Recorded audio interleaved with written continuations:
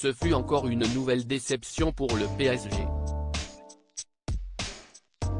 Le 8 mars dernier, l'équipe de football a été éliminée en huitième de finale de la Ligue des Champions. Et cela n'a en rien été une surprise pour le journaliste Daniel Riolo, qui s'est même montré très dur envers les joueurs de la capitale et tous ceux qui les entourent. Si est-il d'ailleurs pour en parler qu'il était invité de quelle époque? Samedi soir. Léa Salamé a notamment souhaité comprendre le fond du problème au sein de cette équipe qui, au départ, semble pourtant avoir tout pour elle.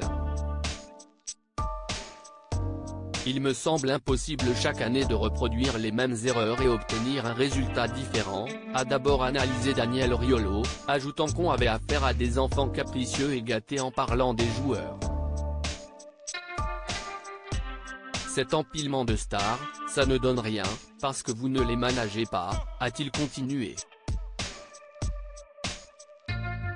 La solution se doit donc d'être radicale pour le compagnon de Géraldine Maillet, il faut virer les grosses têtes et notamment Lionel Messi qui n'apporte rien au jeu selon lui. Une idée qui a beaucoup inquiété Léa Salamé d'un point de vue très personnel. Ça va faire pleurer mes gosses hein, si on vire Messi, a-t-elle lâché spontanément.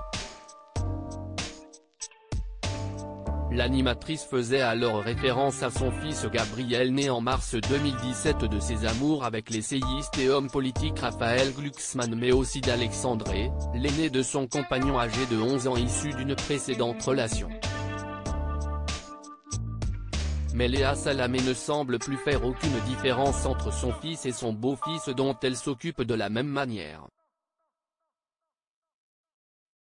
Tout ce petit monde vit d'ailleurs ensemble quotidiennement comme elle l'a indiqué un peu plus tard dans l'émission. Je vis avec 3 mecs. Car Daniel Riolo a continué à faire un bilan négatif du PSG, estimant que le club ferait également mieux de se séparer de sa vedette Neymar. Vous virez Neymar? A regretté Léa Salamé. Bah bien sûr que vous le virez, il n'a plus le niveau et il est tout le temps blessé, lui a répliqué Daniel Riolo. Mais moi si est mon préféré, a continué de se plaindre l'animatrice. Christophe de Chavannes est alors intervenu pour lui signaler qu'elle n'y connaissait rien en foot.